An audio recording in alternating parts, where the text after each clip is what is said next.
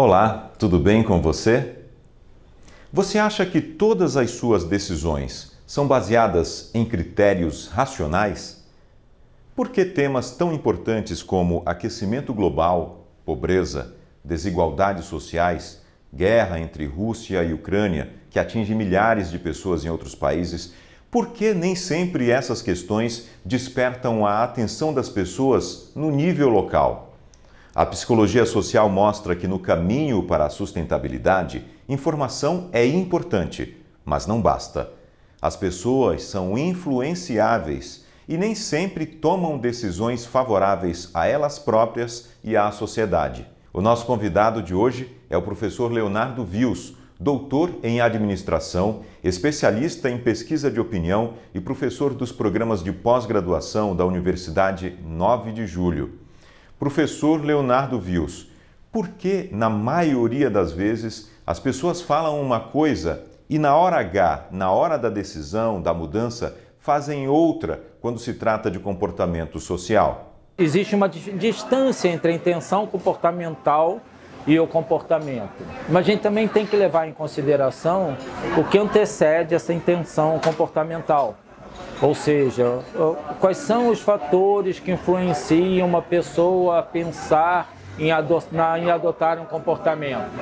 Então, se a gente pensar numa teoria que eu gosto muito, que eu já estudei razoavelmente, que é a teoria do comportamento planejado, o que essa teoria diz? Que uma intenção comportamental, ela deriva de 3 elementos: de uma atitude em relação àquele comportamento, de normas subjetivas que dizem respeito a quanto outras pessoas do seu grupo de referência consideram aquele comportamento adequado, e um terceiro elemento de o quanto a pessoa percebe que tem condições de adotar aquele comportamento.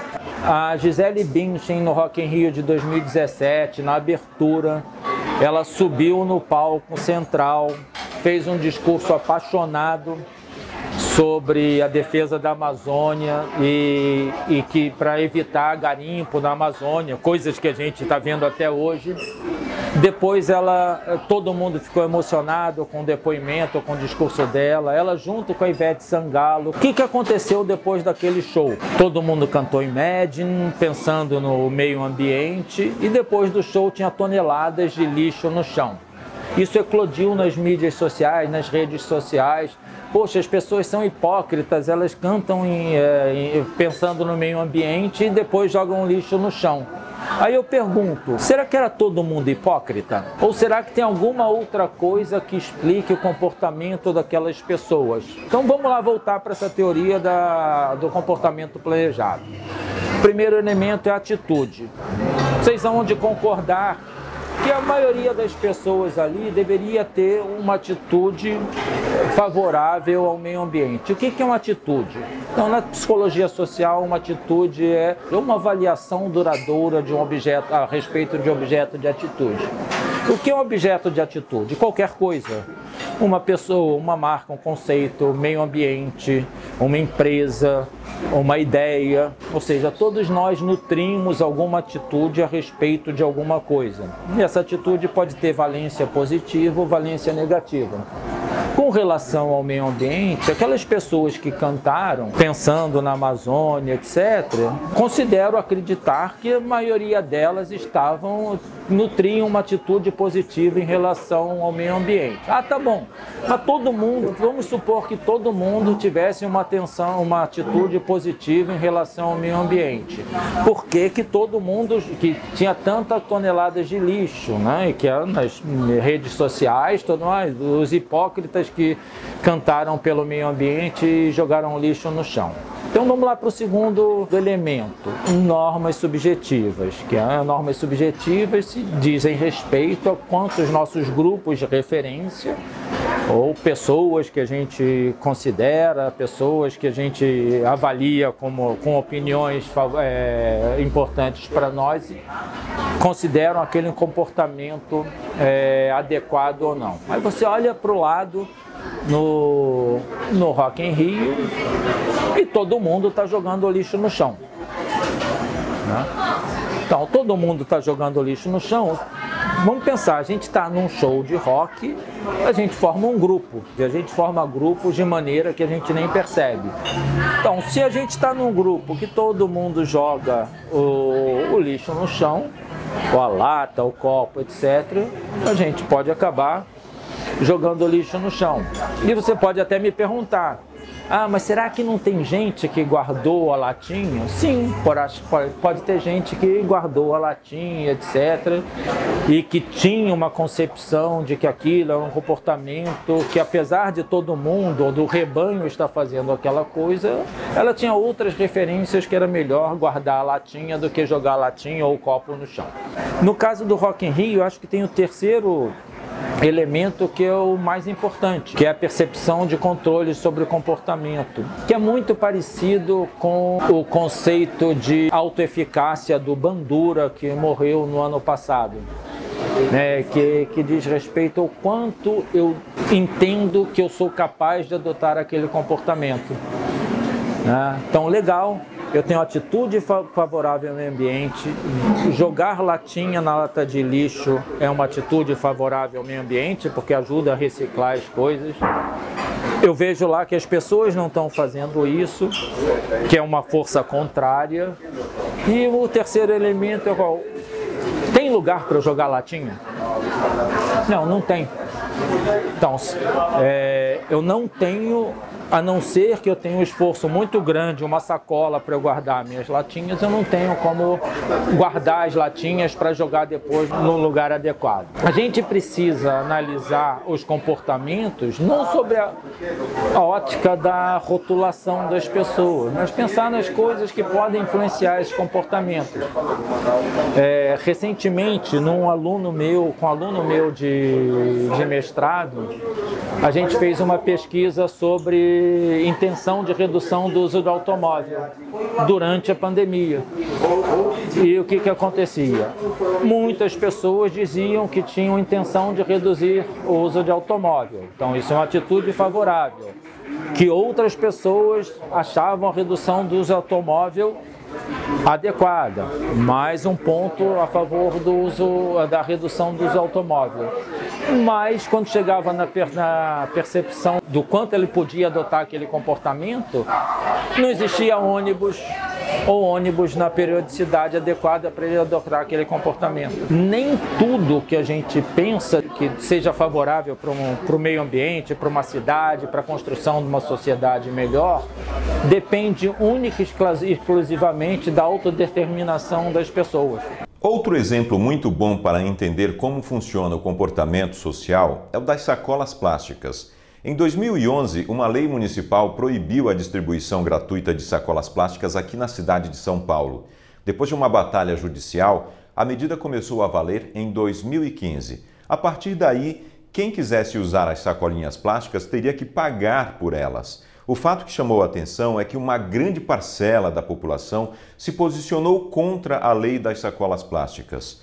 Como a psicologia social explica esse comportamento? Existe um fenômeno, uma teoria na psicologia social chamada teoria da reatância. O que é a teoria da reatância? Quando o indivíduo se vê a sua liberdade ameaçada ou restringida, ele tende a reatar ou tende a valorizar aquele objeto que está sendo restringido. Ah, não, mas eu uso a sacolinha para guardar o lixo. Ah, não, mas eu uso sacolinha para coletar cocô de cachorro. Então a sacolinha é uma coisa muito importante. Vocês agora estão tirando a sacolinha e estão querendo me cobrar outra. Talvez tivesse sido muito mais fácil a adaptação se, ao invés de suprimir a sacola plástica não biodegradável, tivesse falado, a gente não vai cortar a sacolinha, mas você tem que pagar 20 centavos por uma sacolinha comum. Quando disseram que vamos proibir as sacolinhas, agora se você ou traz as suas coisas ou compra uma sacolinha, ou traz a sua sacola, ou você compra uma sacolinha biodegradável que custa 10 centavos. Qual é a primeira coisa que passou na cabeça de todo mundo? Eu não tenho mais a sacolinha gratuita. Logo, eu tenho uma liberdade suprimida. se eu tenho uma liberdade suprimida, aí eu estou falando isso não é de uma forma consciente, é uma coisa que acontece na nossa cabeça sem a gente tomar consciência. Eu tenho uma liberdade suprimida, logo eu vou me ater àquela liberdade suprimida. Isso causa um desconforto, tem aquela coisa do homo econômicos, de calcular as coisas, custo-benefício. Algumas pessoas podiam querer pagar, outras não, mas não era totalmente uma liberdade suprimida. Num segundo momento, fala, olha, você ou pode pagar 20 centavos por uma sacola comum ou 10 centavos pela sacola biodegradável. Então, não posso dizer com certeza, porque em ciência a gente não tem certeza, né? A gente tem indicações. Então, eu quero crer que se tivesse feito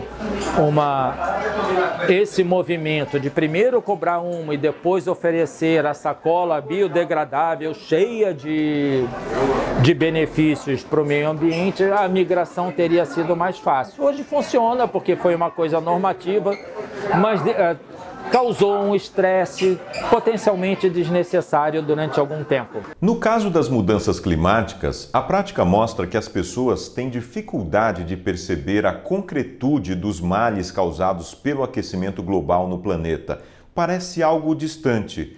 Por que isso acontece? Concretude, você falou de um termo que me remete a uma teoria que eu gosto bastante. Eu tenho um aluno de doutorado fazendo uma tese a respeito dessa teoria, que se chama a teoria do construções mentais e distanciamento psicológico. Uma teoria que vem da psicologia social diz o seguinte: em termos geográficos, temporais, sociais e de probabilidade, a gente constrói mentalmente eventos próximos e distantes de maneira diferente. Um exemplo clássico é que se eu perguntar para qualquer um de vocês, se eu começar uma frase assim, há muito tempo atrás em um país, o que vocês vão botar no pontinho? Distante. Né? Então eu tenho uma distância temporal há muito tempo atrás, que se associa com uma distância geográfica num país distante. Quando vocês pensam numa pessoa distante, ela é fria ou quente? É fria. Né? Então, você associa o frio a um distanciamento, quente ao próximo. Tá?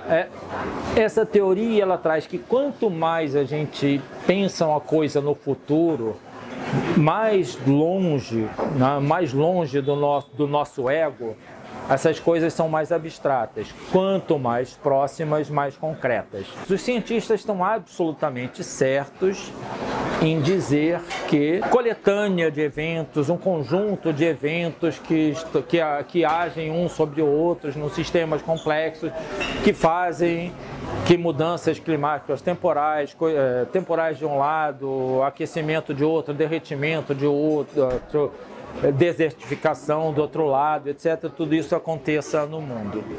Mas mudança climática, do ponto de vista de distanciamento psicológico, é um evento distante. Na teoria da comunicação, é um significante vazio. Qual é o antagônico de mudança climática? Não existe.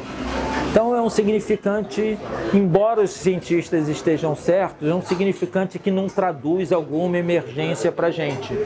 Nesse sentido, e não no sentido científico do que está acontecendo, eu acredito que aquecimento global é uma coisa mais concreta. Enquanto a gente não trouxer mudanças climáticas para eventos concretos, a gente vai ficar patinando na influência do comportamento das pessoas. Muito obrigado ao professor Leonardo Wiels pelos esclarecimentos. Se você gostou desse programa, recomende aos seus amigos, se inscreva no nosso canal no YouTube, Direito e Tal, e acione a campainha para receber os alertas de novos vídeos. A gente encerra com duas frases do psicólogo canadense Albert Bandura, que desenvolveu a teoria da aprendizagem social. Quanto mais intensamente é percebida a eficácia coletiva, mais elevadas são as aspirações do grupo e maior é a motivação para realizações. E mais, A psicologia não pode dizer às pessoas como elas devem viver suas vidas. No entanto, pode fornecer a elas os meios para efetuar mudanças pessoais e sociais. Um abraço e até a próxima!